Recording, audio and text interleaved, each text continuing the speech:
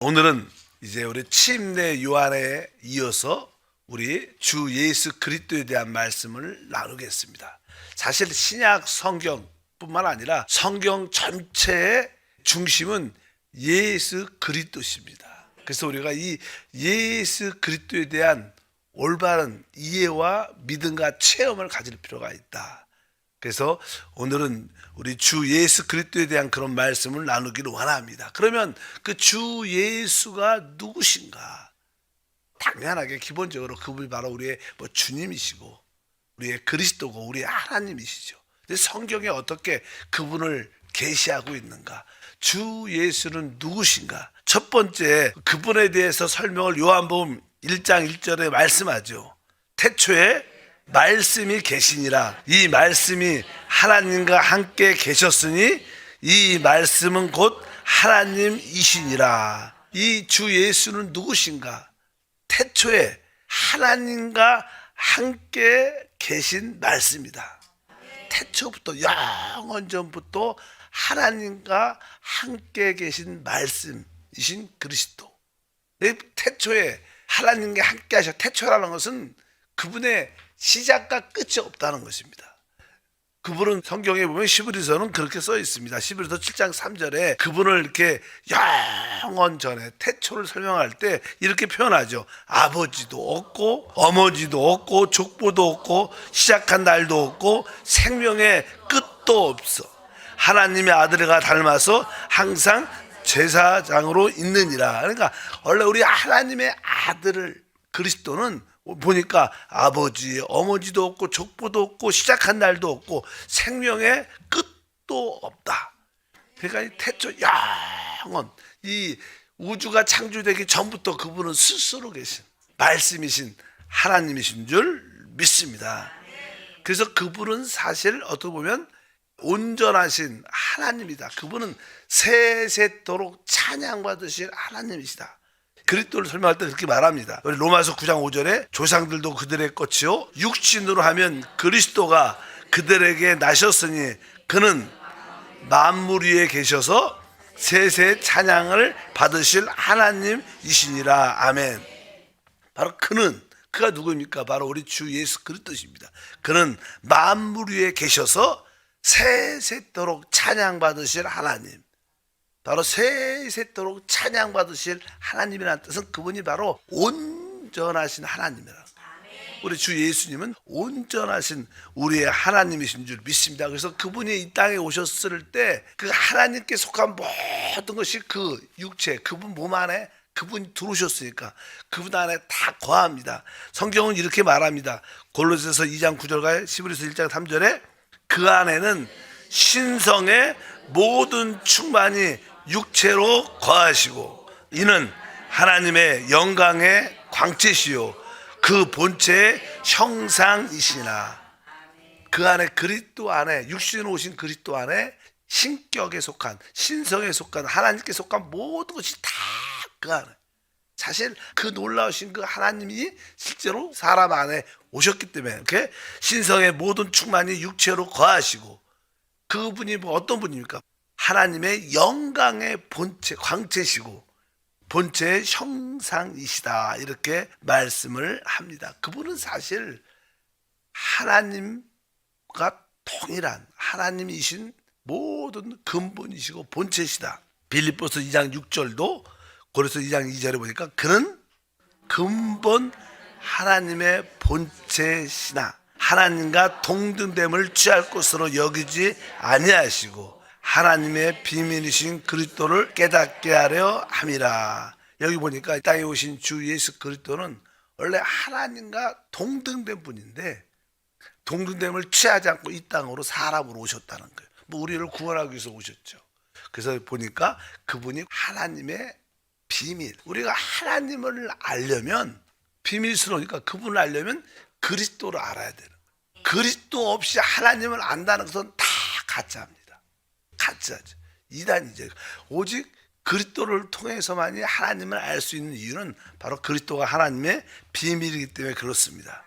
그리고 또 이 그분은 성경에 보면 하나님의 독생자다. 지금이야 그분이 죽음과 부활을 통하여 하나님에게 많은 아들들, 여러분과 제가 있지만 그분이 이 땅에서 죽음과 부활을 통하기 전에 그분은 오직 홀로 하나님의 독생자라고 표현해요. 독생자. 1장 요한복음 18절에 본래 하나님을 본 사람이 없으되 하나님 품속에 있는 독생하신 하나님이 나타나셨느니라. 하나님을 영이시니까 볼 수 없지만 아버지의 품속에 있는 독생하신 하나님이 나타나셨다. 주님이 이 땅에 오셨을 때 여기 보면 아버지 품속에 있는 독생하신 하나님, 주님이 이 땅에 주 예수님이 육신으로 오셨을 때 사실 그분 안에는 하나님이 함께 있었다는 거예요.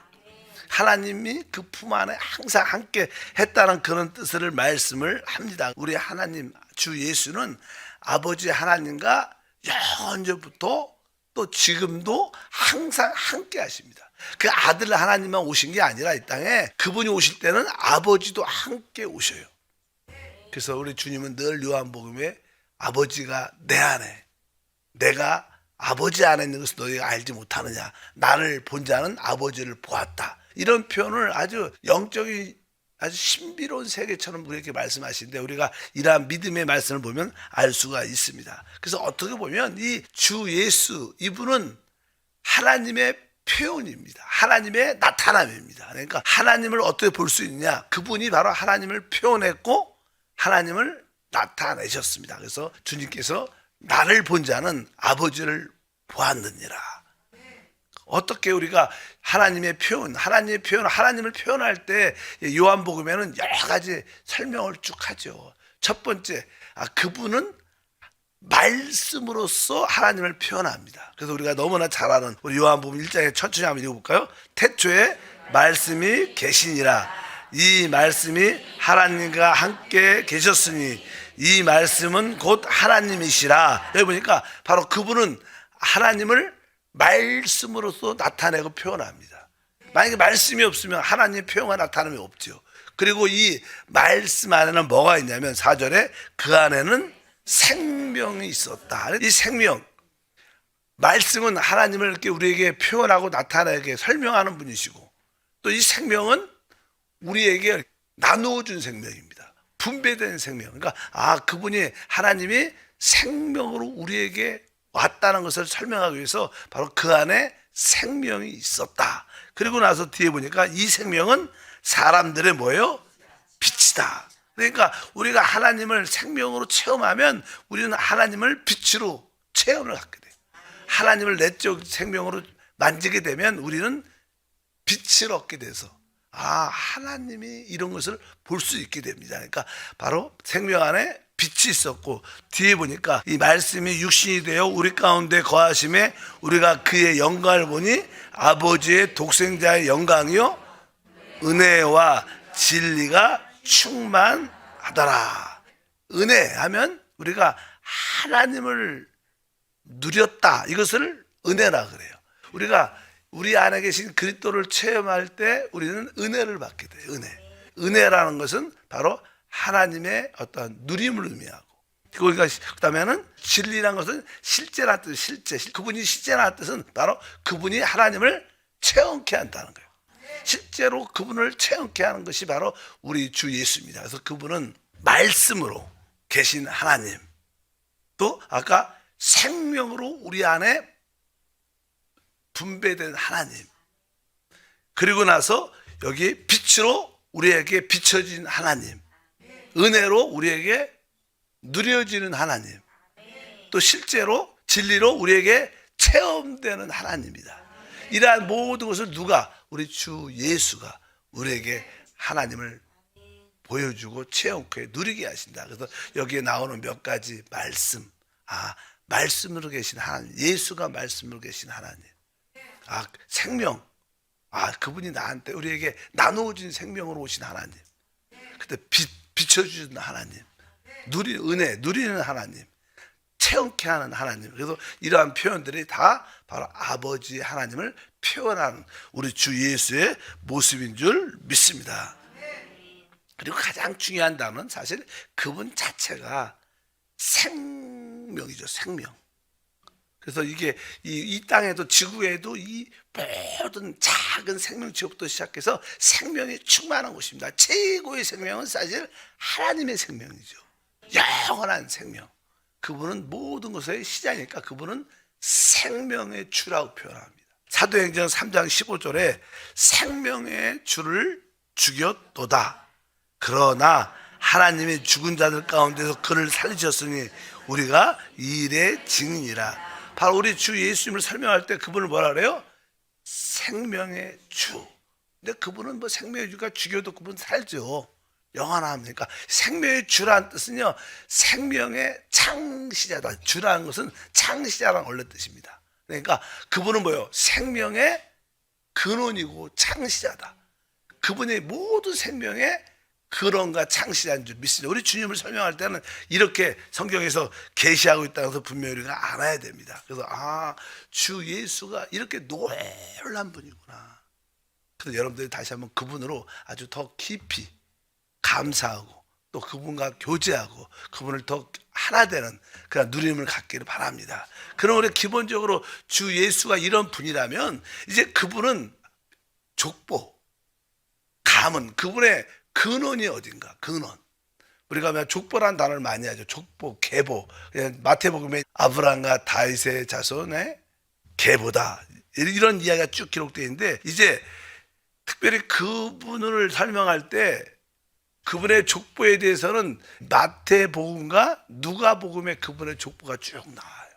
근데 그 마태복음은 천국복음이라 그래서 그분이 하나님 나라의 왕이라는 거예요. 왕으로서의 설명을 합니다. 그래서 이제 마태복음의 족보는 왕이란 다윗의 왕으로 시작해서 그분이 하나님의 왕으로 이 땅에 오셨다는 뜻으로 마태복음에서 그분의 모든 신분은 왕이라는 거예요. 또 그분은 누가복음에서는 실제로 그분은 우리를 이 땅에 죄인인 우리를 구속하기 위해서 오셨어요.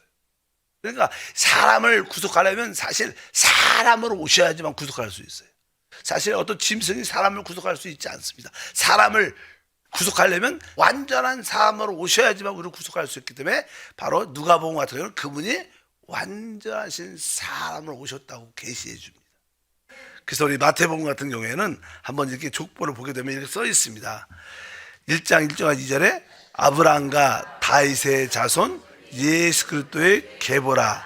아브라함이 이삭을 낳고 이삭은 야곱을 낳고 야곱은 유다와 그의 형제를 낳고, 계속 여기서는 왕의 그 족보에 대한 설명이죠. 그리고 6절에 보니까 이새는 다윗 왕을 낳으니라. 뭐 이 다윗의 왕을 낳는데 바로 그분이 다윗의 후손으로서 천국, 사실 이 족보는 누구부터 시작해요? 아브라함부터 시작해요. 우리 하나님의 아브라함을 부르셔갖고 내가 너로 큰 민족을, 하나님의 나라를 세우겠다고 말씀했어요. 하나님 나라에는 누가 있어요? 왕이 있어야 되니까. 그래서 이게 그분을 천국의 왕, 한 나라의 왕으로서 여기서 마태복음 계시하죠. 계속 이르고 이새는 다윗의 왕을 낳으니라. 다윗은 우리아의 아내에서 솔로몬을 낳고, 16절에 야곱은 마리아의 남편 요셉을 낳았으니 마리아에게서 그리스도라 칭하는 예수가 나시니라. 마태복음에서 우리 주 예수가 누구신가? 그분이 바로 하나님 나라, 하나님 백성의 왕으로 오신 분이다. 왕. 이것을 우리가 알 수 있고, 누가복음의 족보는 우리를 구속하기 위해서 그분이 완전한 사람으로 오셨다는 소리. 사람.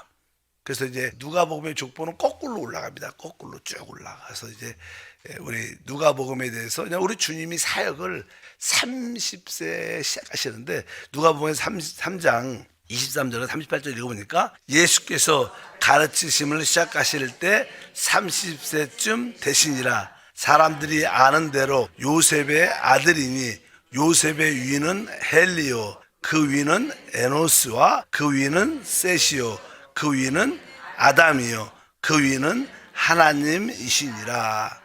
이제 이 족보를 말할 때 사실 하나님이 아담을 창조했고 가인과 아벨이 있었는데 가인이 동생을 결국 죽여버리니까 이제 아벨 대신 하나님의 셋을 주죠. 족보 볼 때 하나님이 아담을 창조하시고 아담 다음에는 셋이 나오고 셋이 에노스를 낳고 이렇게 쭉 족보가 올라가는데 이것은 다른 뜻이 아니라 아담이 나오는 이유는 그분이 완전한 사람으로 이 땅에 오셔서 우리를 구속할 수 있는 자격이 있는 분이시다. 그분의 어떠한 가문이나 그분의 족보나 계보에 대해서는 이렇게 설명을 쭉 하고 있습니다. 이러한 놀라운 분이 이제 중요한 것은 예수 그리스도가 이제 이 땅에 태어나시는 거죠.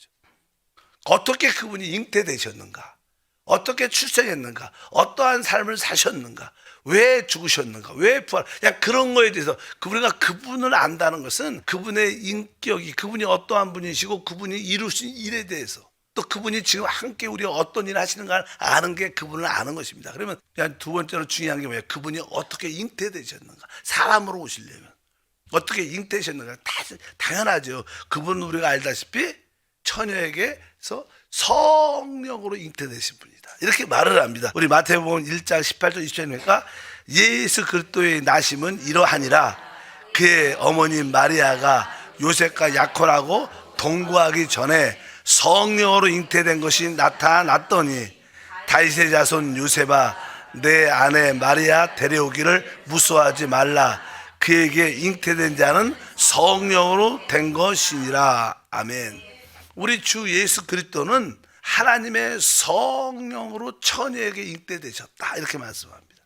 그러니까 사실 우리 하나님의 어떠한 그리스도의 인격은 이 사람으로 태어나셨지만 그분의 잉태는 성령으로 잉태되기 때문에 그분에게는 두 가지의 본질을 갖고 계시죠. 하나는 뭐예요? 신성, 하나님께 속한 하나님의 성령에 속한 신성이 있고 또 그분은 사람으로 오셨기 때문에 그분에게는 뭐가 있어요? 사람의 인성도 있어요. 그러니까 우리 주님의 인격은 특별하죠. 그분은 우리는 사람일 뿐이지만 그분은 뭐예요?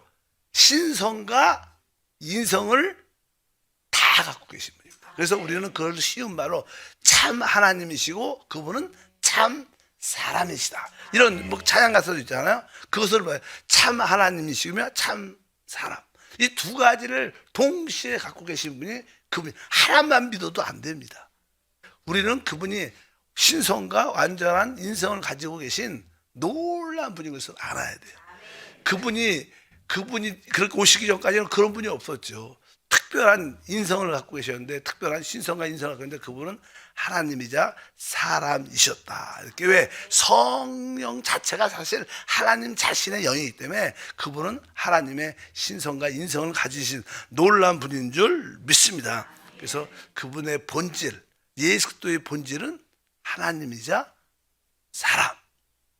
어떻게 보면 이제 주 예수를 믿고 구원받고 하나님의 생명을 얻은 우리는잖아요. 구원받기 전에는 죄인일 뿐이었습니다.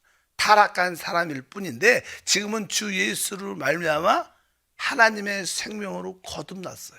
그러니까 우리도 사실 어떻게 보면 우리 안에도 우리는 사람이지만 또 우리도 이제 하나님의 요소를 우리 안에 뭐가 있어요? 가지고 있죠. 그래서 우리는 신에 속한 신성한 성품을 가지고 있다고 우리한테 말합니다. 그래서 그 영 안에서 점점점 그 신성한 성품이 우리를 변화시켜서 결국 하나님의 아들같이 똑같이 되는 그런 가정 가운데 함께 할 줄 믿습니다. 바로 그래서 이제 그분이 죽음과 부활을 통하여 이제 그의 인성도 하나님화됐고 우리들도 이제 우리의 인성이 점점점 성령을 말미암아 하나님화돼 변화의 그런 과정 가운데 있기 때문에 우리들도 진짜 하나님의 아들들이라고 불러요. 그분은 바로 독생자 아들 하나님의 아들이었지만 지금은 이제 하나님 아버지 같지만 그들은 하나님의 아들이고 우리는 하나님의 많은 그의 형제들 아들들이 된 줄 믿습니다. 그래서 예수님의 그 잉태는 사람들도 이렇게 일반적으로 아이가 잉태될 때는 뭐 이렇게 엄마와 아버지의 그 DNA가 서로 이렇게 연합되는 거죠. 연합되는 그것이 사실 잉태죠. 뭐 난자와 정자의 그 생명의 연합. 마찬가지로 우리 예수님은 사실 하나님의 생명과 사람의 생명이 뭐예요? 연합이죠. 그것을 성경에서는 새로운 피조물이라 그래요. 그래서 옛 창조를 새 창조. 우리가 그리스도 안에서 이전 것은 지나갔다 보라. 새로운 피조물. 피조물이 됐다. 새로운 피조물 뭐예요? 이제 우리는 하나님과 연합된 새 사람이 되는 거예요. 그러니까 우리의 새 사람의 생활은 하나님과 연합된 우리의 영을 따라 사는 게 진짜 하나님의 아들의 생활이고 새 사람의 생활인 줄 믿습니다. 그래서 주님의 잉태는 하나님과 사람의 연합의 실체, 그 실체가 우리에게도 주어지는 축복 중에 축복인 줄 믿습니다. 그런데 이렇게 그분이 잉태되셨고 그분이 이 땅에 태어나셔야 돼요. 근데 그분의 태어나심도 구약에 다 어떻게 있어요? 예언되어 있어요. 그래서 예언되어 있기 때문에 그 당시 이제 로마 제국이 이 유대 땅을 통치했기 때문에 그때 이제는 황제 중에 황제가 이름이 뭐냐면 우리가 누가복음 2장 1절에 보면 이런 말씀이 있습니다. 예수님에 대한 출생에 대해서 태어날 때 그때 가이사 아구스토가 영을 내려 이런 말씀이에요. 그때 가이사 아구스토가 영을 내렸다 이렇게 말씀을 합니다. 여기서 말할 때 그 아구스토는 뭐 로마 제국의 우리가 요새 요즘 말로 말하면 옥타비누스 황제예요, 황제. 그 사람이 이제는 이름이 이제 그 원로원에서 이분이 아주 위대하다, 거룩한 왕이다. 그냥 황제의 칭호를 주면서 아구투스라고 이름을 바꾸죠.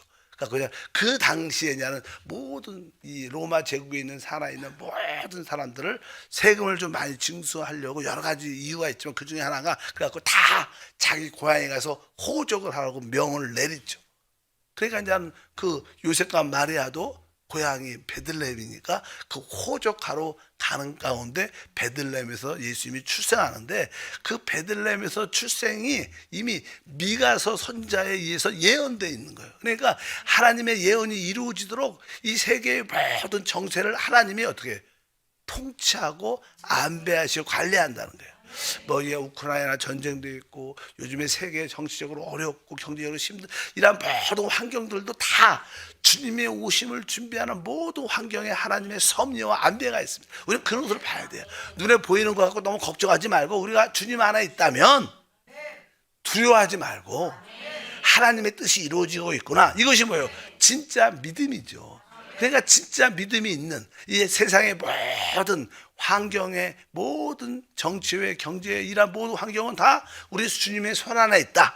그러면 너무 두려워할 것도 없어요. 너무 불경기라 어려울 필요도 없고 너무 걱정할 필요도 없고 어차피 그런 환경을 볼 때마다 하나님의 뜻만 이루어지려고 합니다. 하나님의 뜻이 우리 가정을 향한 또 우리 교회를 향한 여러분의 삶을 향한 하나님의 뜻이 우리 자녀 가운데 이루어지는 원합니다. 내가 그렇게만 기도하고 믿으시면 그 안에서 평안과 안식 가운데 우리가 승리할 수 있으니까 너무 염려하지 말고 왜 주님의 모든 예언대로 이루어지고 있습니다. 우리 하나님도 이미 여러분에 대한 모든 것을 다 예비하시고 준비해 놓으셨어요. 주님의 뜻대로 우리는 잘 가고 있습니다. 오늘 새벽 예배 이렇게 나오신 분들도 하나님이 오늘 이렇게 나오게 돼 있어요. 그런 믿음을 여러분들 편하게 갖고 신앙생활을 누리시기를 축복합니다. 하나님 아버지 감사합니다. 신약 성경의 중심이요 성경의 중심이신 우리 주 예수 그리스도를 제대로 알고 믿고 체험하고 누리게 도와 주시옵소서. 바로 우리 주님은 말씀이시요 또한 생명이시요 빛이시요 우리가 누리는 은혜시요 우리가 체험하는 실제 진리심을 믿습니다. 주님을 더욱 사랑하고 더 기뻐하는 또 더욱 동행하는 삶이 되게 하옵소서. 예수 이름으로 기도함나이다. 아멘.